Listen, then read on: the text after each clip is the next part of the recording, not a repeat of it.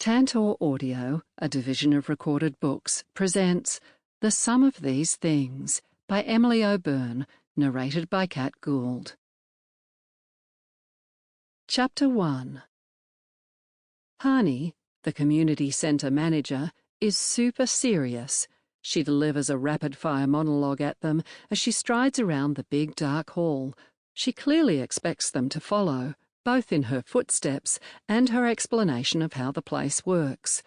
While she talks, her eyes move constantly as she gauges all activity around her, computing.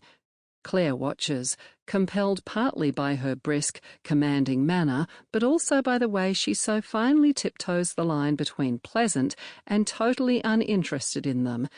It's kind of fascinating. She's constantly just on the right side of polite.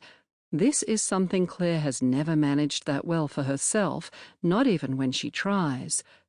Hani addresses them as if she has delivered this spiel 1,000 times before, met potential volunteers 1,000 times before, too. And she probably has, Claire thinks, as she shuffles along with the small group and tries to keep up with all the information being thrown at them. She can tell from the way Hani constantly words her phrases to say, "If you're still here in a few weeks," or "if you stay until the end of the summer," that she doesn't expect much from them, that she's already resigned to the fact that they might fall by the wayside. Moy already mentioned to Claire that they have a hard time keeping volunteers for the summers past, that many start eager and then quickly drop out when they realise it's an actual commitment. And this is the reason why Moy called this weekend and implored Claire once again to come and check it out. Hani speaks to them differently too. Her tone shifts from a polite briskness to a more familiar and friendly manner whenever she addresses one of her co-workers or a kid. That's when Claire starts to realise that maybe she doesn't bother to commit to friendliness until she sees if they stick. Claire can't blame her really either. It would be too tiring, too demoralising otherwise. When Claire first walked in, Hani's manner didn't help her nerves much. Claire was so worried about being late that she was a little early. She'd already nearly talked herself out of coming in the first quiet moments of morning when she woke up and remembered what she was supposed to do with her Monday, her promise to Moy to at least check out the place. As she lay there in the safety of her bedroom and thought of showing up at the centre by herself, she was immediately nervous. If it wasn't for the fact that she gave her word to Moy, who would do anything for her, she probably would have convinced herself not to go at all. Instead, she'd spend her summer days lying around, doing whatever, wallowing in the wondrous idea of having nothing to do for days on end. But she couldn't, not when she told Moy she would do it. If Claire's parents taught her one thing, it's to always do what she says she will do. So she swallowed her fears and went. When she entered the hall, she was greeted by the sight of a bunch of kids, all under 12 or so. They all screamed and laughed as they gathered around a couple of adults, handing out water pistols and colourful plastic containers. "You know the rules," a large guy with shaggy brown hair bellowed. "You don't wear sunscreen, you don't play. No water or dripping people inside the hall, and no throwing water at strangers." It was Hani who first noticed her timid, hands-deep-in-pockets entrance and left the group to come over to her. The first thing Claire noticed was how fragile-looking Hani is. Tall and narrow, she is almost shockingly thin and bird-like, with a long, skinny face.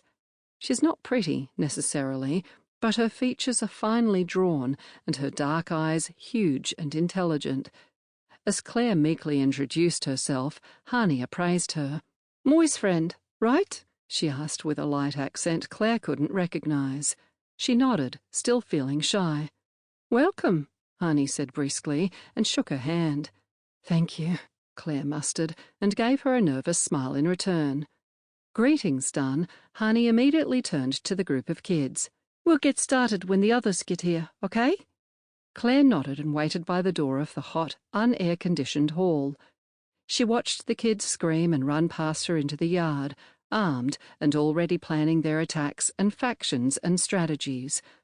And she stayed nervous until she realised Nothing is really expected of her today. This is just an introductory visit to see how the place runs. Training begins next week. As Hani tells them about the excursion the older kids have taken to the local swimming pool, Claire looks at the small bunch of would-be volunteers. Of the 5, there is just one guy, thick-set, around Claire's age, with a huge rope of dreadlocks tied on top of his head. There is a tall girl with braided hair and glasses who takes copious, frantic notes in a small blue notebook, as if she's worried she will be tested on this later.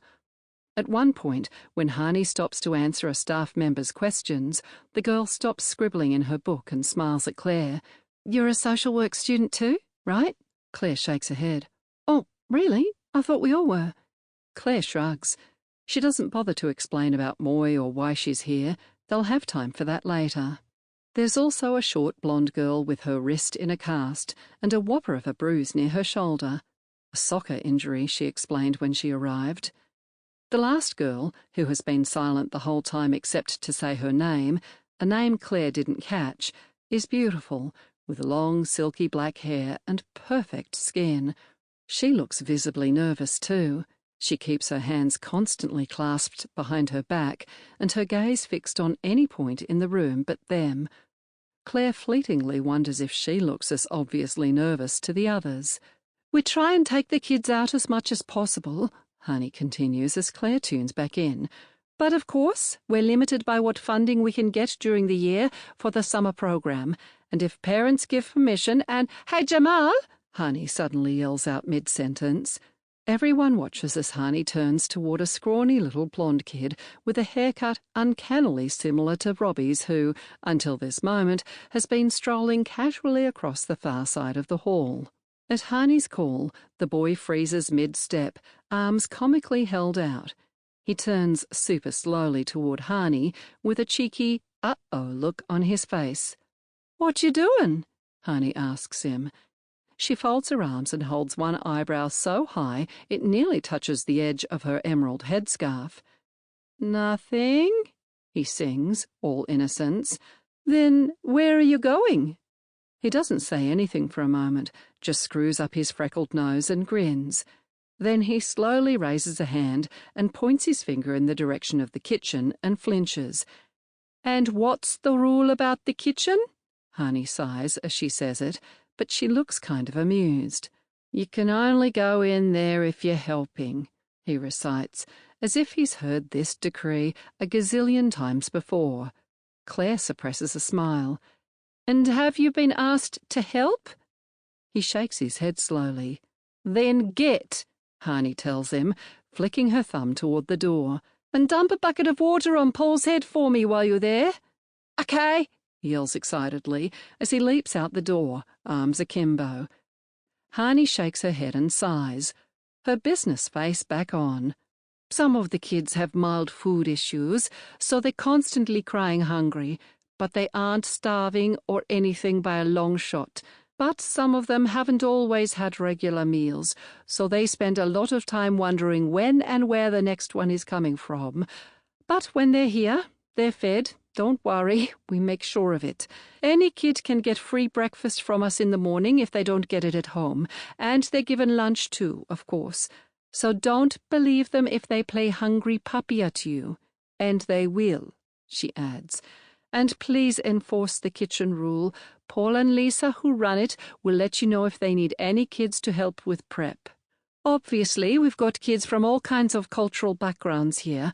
All the kids speak English, of course, but it isn't always the case with parents and guardians. You'll learn more about that in training, but just to give me an idea, does anyone speak a second language?" she asks. The guy shakes his head. So does the tall girl and the blonde. The tall black-haired girl raises her hand to a tentative shoulder level, as if even she doubts her own response.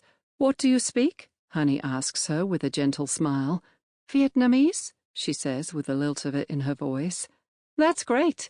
We have quite a few Vietnamese families here.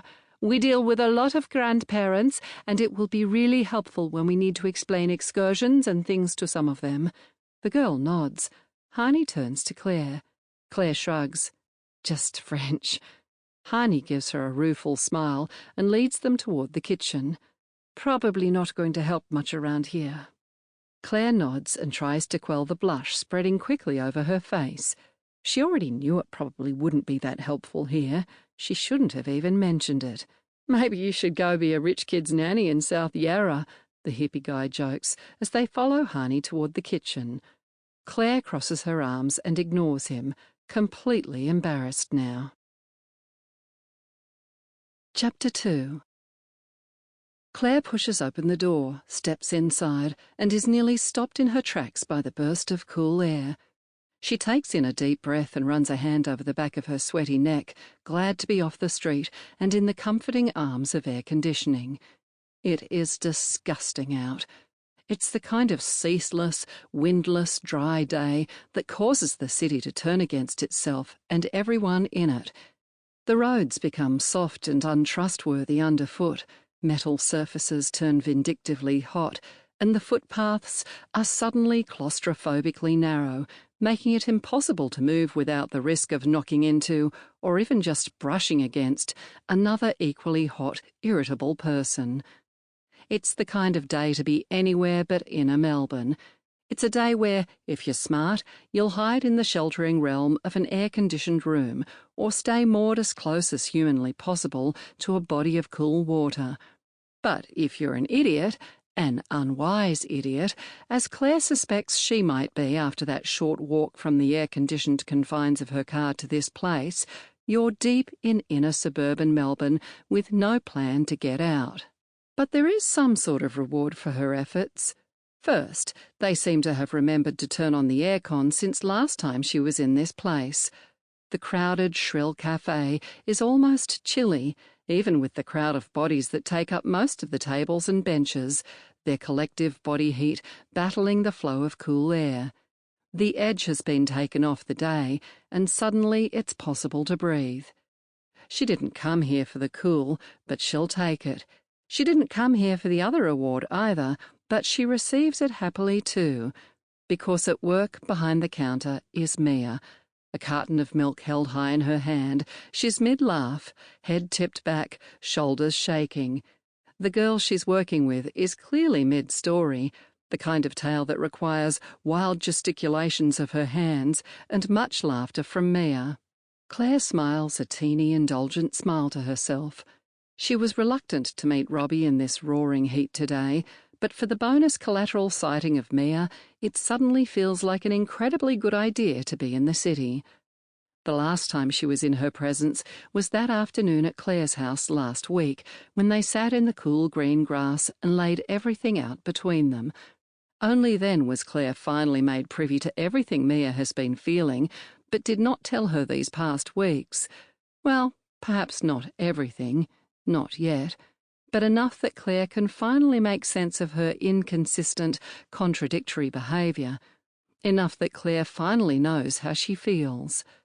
They haven't been able to see each other since, though, in what feels like another marathon 5 days apart. Mia had to go and visit her grandmother again for the weekend, and then had more postgrad interviews. And Claire has worked most nights in an attempt to make up for the lost time from their holiday at the lake. They have spoken to each other, though, with fevered regularity. But now, as she looks at her laughing behind the counter, Claire is reminded all over again why a phone call, however long, is a meagre replacement for seeing her. She thrusts her hands into the pockets of her jeans and approaches the counter. It is decorated with tinsel for Christmas. Mia passes a cup to a large man with dark patches of sweat that mushroom from the underarms of his business shirt. Claire feels a flicker of sympathy for him as he passes her clutching his drink, his ruddy face blazing red. But her attention is immediately snatched back by Mia, who has seen her coming. She leans with her arms casually folded over the top of the counter, her chin on her elbow, a pleased, private smile on her face. Claire struts slowly toward her, pretending to take her sweet time, but her heart rate quickens in anticipation. Mia narrows her eyes affectionately. "Hey." "Hi." Claire bites at her bottom lip in a poor effort to quell her own smile. She grips the edges of the wooden surface, her fingers only tantalizing inches from Mia's. Robbie said you were meeting him. Yeah, I'd much rather be at home with the air conditioning on, though. Well, I'm glad you're here. In the mood to tease, Claire simply ignores her. Where's Robbie? Out the back. Eileen made him sort stock because he was late this morning. Punishment. It's not really working, though. She grins. Because he's so hungover right now, I think he prefers it to dealing with the customers. Claire smiles. That's how she feels every day, hangover or not. So, how are you? Hot. It's gross out there. I bet. Mia stands and looks at the row of orders that have collected on the rail above her head. I'd better get back to work. Do you need coffee? I kind of do, but it's too hot. Iced? Uh-huh, Claire grimaces. I hate all that cream and gross sweet syrupy crap in them. Fussy, Mia smiles and picks up a jug of milk. Don't worry, I'll make you one you'll like. Not too sweet, promise. Okay. Claire pulls out her wallet. Mia holds her hand up. I'll buy, in case you hate it and resent me. Sit down and I'll bring it over. I might be able to go on a break for a minute too. Claire sits at one of the large communal tables and watches people walk into the cafe. They freeze, stunned like she was, as they suddenly register and then relish in the onslaught of cool air. It's only a few minutes before Mia comes over holding 2 glasses filled with icy milky liquid and coated in condensation already. She puts one in front of Claire, drops a straw in it, and then sits next to her.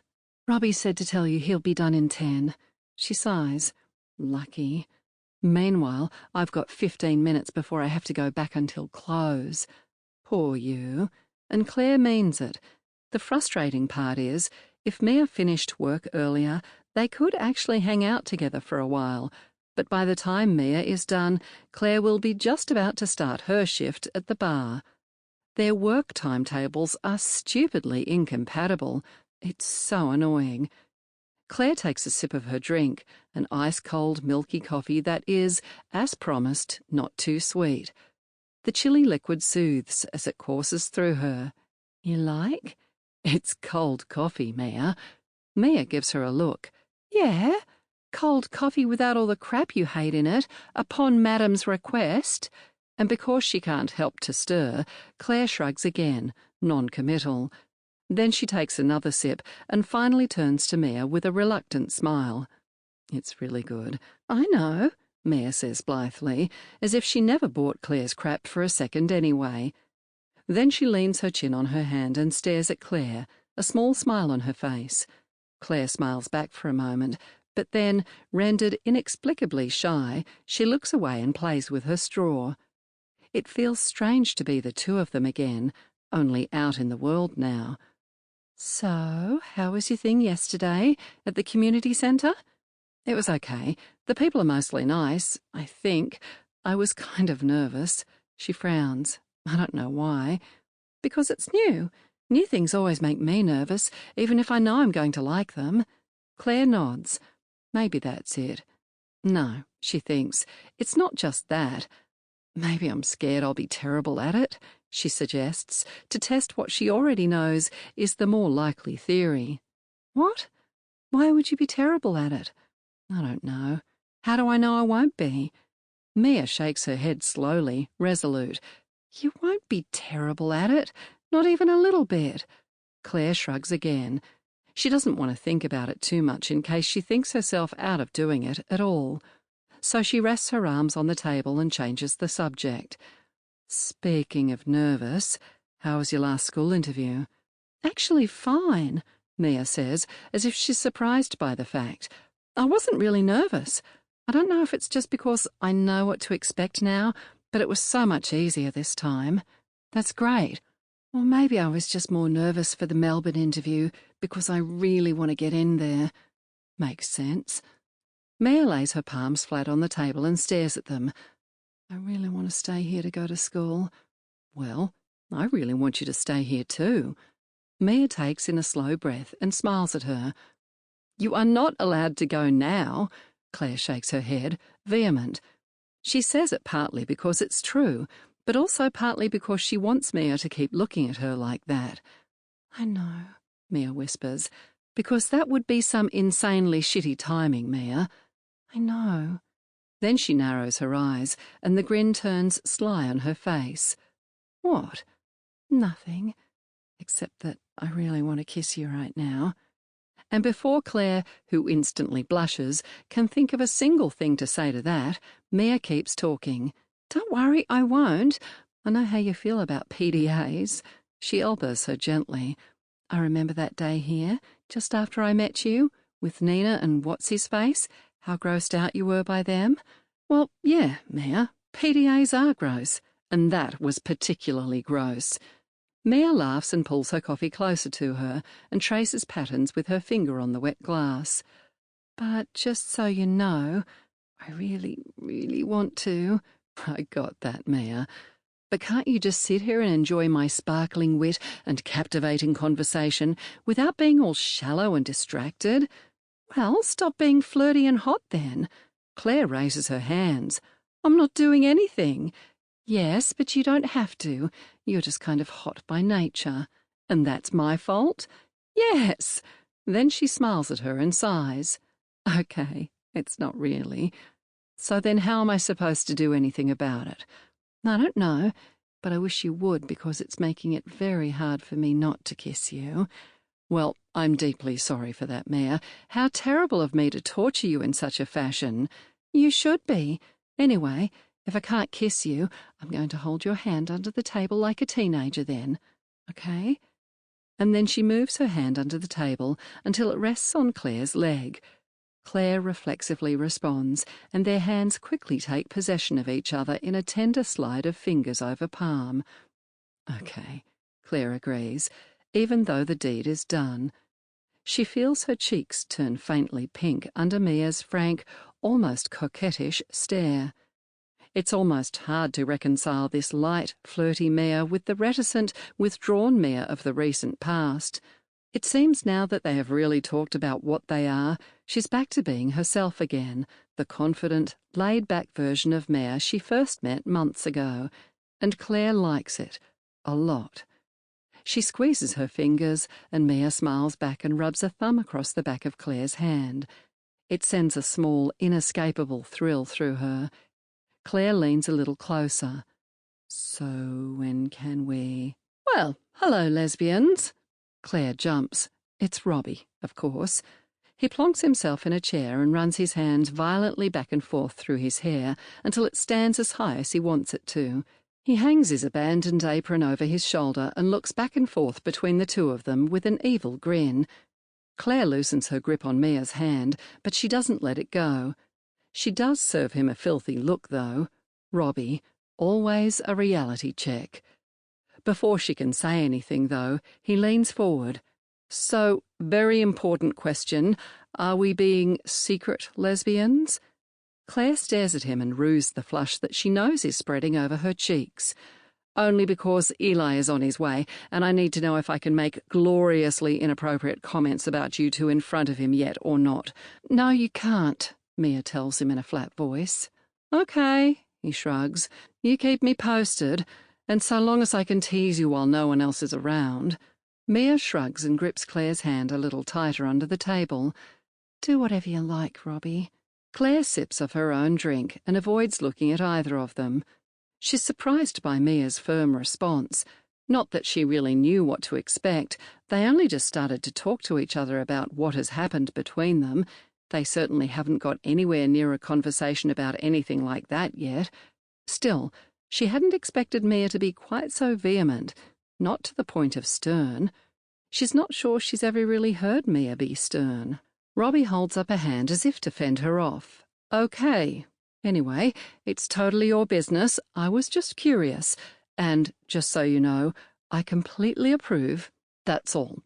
He turns to Claire, who is still trying to stem the blush. You still going to come and check out this gallery? Sure. She's actually looking forward to hanging out with him, especially now she knows he's going to mind his own business. I wish I could come with you guys, Mia moans. Then she sits straighter, smiles past Robbie, and waves at someone. There's Eli and Nan. Claire looks across the cafe. Eli is headed towards them with a tall girl who has the same tight black curls and brown eyes as him. Hola, bitches, the girl says cheerfully, hands on hips. Eli sits with a sigh, looking hot and sweaty. Mia lets go of Claire's hand and claps her own together excitedly. "Hey, are you about to start work?" she asks the girl. The girl nods and stands behind Robbie. She gives his shoulders a squeeze and pulls an apron from under her arm. "Yup." She pushes her short curls back from her face. She's long and strong-looking, with muscular shoulders and a striking, angular face. "Ah, awesome." Mia leans back in her seat. "That'll make the rest of this shift tolerable." The girl grins. "I'm late. I better get in there before the boss lady loses it again. You guys still going to come out tonight?" "I am," Robbie says. Mia nods. "Great. I'll see you later then." She turns on her heel. Claire watches her saunter away, curious about this new charismatic presence that everyone else seems to already know. "That's Eli's cousin, Nan," Robbie tells her, as if he can tell what she's thinking. "Yeah, hi, Claire." Eli kisses her on the cheek. "That's my genius cousin." "She's crazy intelligent," Robbie sighs. "I flat out refuse to talk politics with her. She terrifies me." He checks his phone. "Hey, we should go. The gallery we're checking out is only open for another 40 minutes. I better get back to work." Mia turns to Claire. "Are you working tonight?" "Yep." "Want to come out after? Nan told us about this new place not far from the campus. She says it's really fun." "Sure, if it's not too late. I have a stupid brunch with my parents tomorrow, but I could come for a bit." "Let's go, team," Robbie commands, as he takes the apron from around his neck and stuffs it in his bag. He gets up and flings his arm around Eli's neck as they head for the door. Mia smiles shyly. "Please come out tonight. I want to see you." "Mia?" Claire rolls her eyes, but reaches surreptitiously under the table and grasps her knee. "I'll come out tonight." "Yes!" Mia does a silly little fist pump as she stands. "You and we're going to dance, damn it." And Claire laughs. "Goodbye, Mia."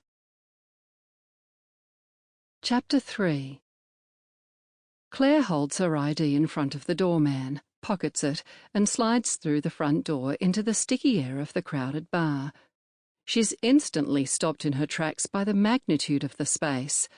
From the outside, it hadn't looked that imposing, just a set of nondescript doors manned by an oddly cheerful thug dressed in a bomber jacket, despite the pervasive heat. The place is higher than it is wide. It has exposed red brick walls, dizzyingly high ceilings, and tall, dusty windows.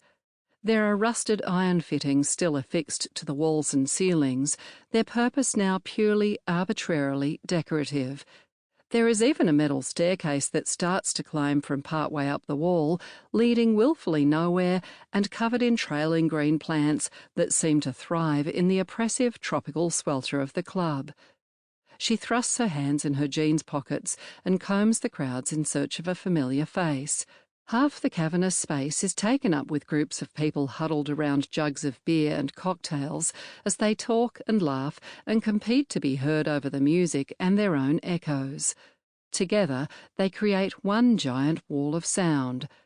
When she finally spots Robbie and Eli at a large table not far from the bar, they're so intensely immersed in their conversation they don't see her coming. She walks slowly and hopes it's not an argument she's walking in on. Robbie notices her first. "Claire!" He immediately reaches for the jug of beer and an empty glass and pours her a drink. "Hey, guys." She sits next to Eli.